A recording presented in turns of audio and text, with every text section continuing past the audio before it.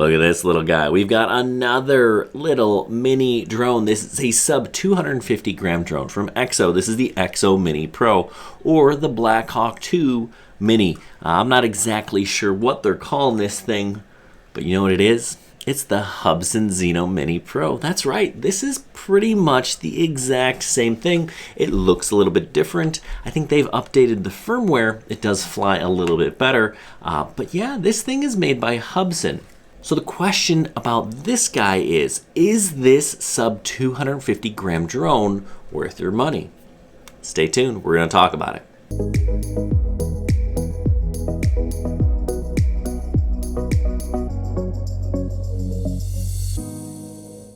All right, so let's talk about what we have here. It is a mini drone, meaning it's less than 250 grams. Now that is actually a big deal.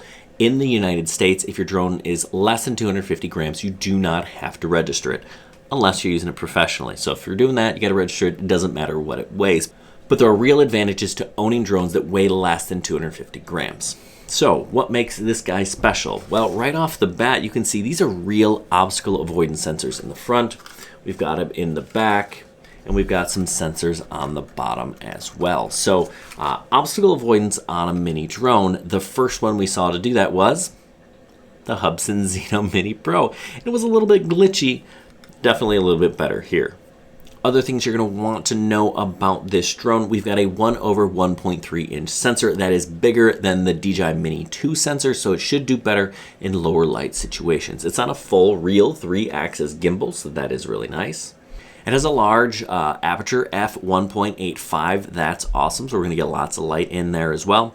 Now it does shoot 48 megapixel stills. I believe that's through quad bear technology. Basically means it's splitting the pixels into 4. So 12 times 4 is 48. That's kind of how that works. It'll shoot 4K at 30 frames a second. And if you're looking to do some slow-mo, you want to shoot 60 frames a second, you can do that in up to 2.7K. You can set the bitrate on this anywhere between 100 and 200 megabits per second. That's pretty awesome. So if you need lots of data, bump that thing up to 200. You're gonna get larger file sizes, but if that's what you're looking for, that's what you wanna do. Now this has a 10,000 meter range. That's over 5.2 miles. And a flight time of up to 40 minutes. Now, are you really gonna get 40 minutes of flight time? No, but you can get over 30, which is pretty darn impressive. Okay, so let's take a look at some pictures and videos coming out of this drone. All right, so we're gonna start with some videos coming out of the EXO Mini here. All of the video here is shot at 4K 30 frames a second, and it's all using the standard stock settings, right? I didn't change anything, although you can. And you can see I'm gonna do a little bit of in and out of the light so you can kind of see how the camera performs. But this is a nice camera, and the drone itself does a nice job of stabilizing that camera with the 3-axis gimbal. Some of these shots here are actually under pretty windy conditions, and this little guy holds its own. So you can kind of make your own judgments. I'm not going to tell you what to think about this camera, but again, this is pretty much standard stock stuff at 4K 30 frames a second.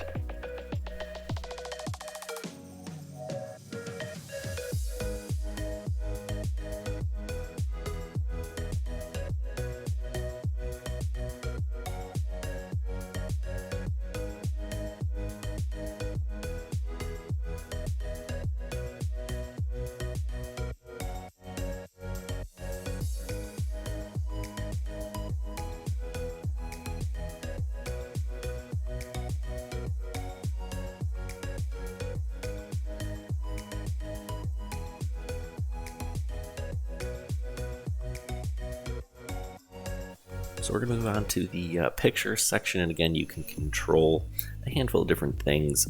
One of the things I wanted to look at was HDR, 48 megapixel, and standard photos, and how those things kind of compared to each other. So that's what we're going to take a look at here. So this photo here, this was a standard photo, right? I didn't do anything. Now I turned on the HDR, so we're looking at the HDR photo. And then this is the 48 megapixel photo. You can see the aspect ratio is different. It's 8,000 by 4,000. Now we're zooming in 4 times standard photo. We're going to zoom in 4 times here. This is the HDR photo. And now we're going to zoom in 4 times on the 48 megapixel. I don't know that it really adds a whole lot, you'd expect more detail, I think. This drone does have a lot of really nice automated flight modes. We have the hyperlapse, we have waypoint modes. You can set an orbit either, on the remote controller, or you can, kind of create a point and then fly radius and then have it fly there. There are a couple different following modes, which we'll take a look at, and then create a video, which has a handful of different quick shots that we'll take a look at here. All right, so tap on upper left-hand corner, select create a video, and then you have options: fly to sky, which is a rocket, 360 shooting, comet, droning, and auto drifting. I'm gonna do a little droning here so you can see what that looks like. It's a fun little one. All right, so you kind of position the drone where you want it. You select the subject. You decide how far it's going to go, and then you just kind of tap that box, and it creates a pretty neat and dynamic shot. And it'll go as far as you told it to go. You can record it in whatever resolution you decided to record in, and then when it's done, it'll just kind of return to where you started. So, fun little feature, definitely something you're going to want to check out here on this drone. All right, so let's give that follow me mode a chance to shine, and here we're doing an active track follow in parallel, so it's kind of following me out on the side. Now, you can see that I have obstacle avoidance turned off. That's that second little red circle there with the line through it. I highly recommend you turn obstacle avoidance on anytime you're doing one of these automated flight modes, especially something like an active track. You can see there are some trees in the area, and as it comes close, I think I realized, oh shoot, I probably should have turned that on.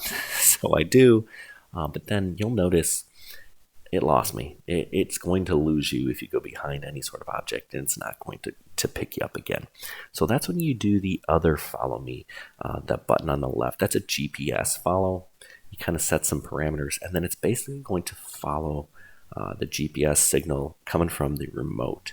And that's actually really nice because you can walk behind trees and it's going to follow you. Then you can kind of move the drone into position where you need it, so that it will basically keep the subject in the middle of the frame, right? It won't do that automatically. You have to do a little bit more work with one of these. And you can see, you can't even see me through these trees, but it is following me. I'm not flying that drone. Here I'm going to put obstacle avoidance to the test. Now I have it set to bypass. You can set it to bypass or to brake. Bypass will have it go around objects, and that's what it's doing here. I'm actually steering it at the trees, and you can hear it beeping and see kind of the visual representation on the screen. And it's doing a nice job of avoiding these obstacles. Now, it will give you a warning and tell you that you need to calibrate it, and that's kind of a process. I did not go through that calibration process, but if you're not having good results, I recommend you do that, right? It does a nice job of seeing these trees, but you cannot rely on obstacle avoidance or you'll crash your drone. All right, so would I recommend this drone to buy? That depends. I do think at $650, it's a little bit pricey. That slots it somewhere between the DJI Mini 2 and the Mini 3. Now, it is definitely not as nice as the Mini 3. Now on paper, they're pretty darn close, and on paper, it's better than the Mini 2, but I do really like the Mini 2. I think it's just a really well-refined drone. I don't think this one is quite as refined. For example, little things that are just kind of goofy. I've got this strange plastic guard here to protect the sensors, and I have to take it off for it to be under 250 grams. I don't know. I don't quite understand why it's like that. I feel like just a little bit of oversight maybe there, but just little things. This is a good drone. It really is. And I think that in the future, this EXO Hubsan partnership is going to be really good for consumers like you and me. It's great for us to have options like EXO or Autel or Skydio, and not just have to rely on DJI products. They are on that exempt list from the government, so who knows what that means in the future. But yeah, EXO is doing a nice job, and partnering with Hubsan I think is a good move for them. Hubsan is providing all of the engineering, they're doing all the work, and they're building these drones, and EXO Drones is doing all of the quality control and customer support. That is a good thing, because Hubsan, I've owned a ton of Hubsan drones, and the hardware is usually pretty good. It's the software and the glitches and the quality control that just wasn't the best. So it is nice that EXO Drones, an American-based company, is taking that over for Hubsan. That's good news for drones like this and the Black Hawk 2 Pro that I reviewed as well. That is their flagship drone. These are both really nice drones and really good options to have for consumers like you and me. Anyway, you decide, is this the drone for you? Now, I do have some other videos on the Hubsan Xeno Mini if you want to check those out. In particular, I take a look at the walkthrough, the app walkthrough, and the flight time test. That stuff is going to be pretty comparable here, though. The firmware here is newer, it's updated, it's more to date. All of my Hubsan Xeno Mini videos are from when that drone was released, and I do think that it's been improved in the meantime. Leave me a comment down below. What do you think is the best drone under 250 grams for the money, right? Not just throwing all the money out there, but what is it bang for your buck? Is it this? Is it the Mini SE? Is it the Mini 3? Is it the Mini 2? Who knows? Is it one of the Autel drones? Is it perhaps the Bugs 19 EIS? Hey, check them out. Let me know. Anyway, hope this was helpful. Good luck, everyone, and happy flying.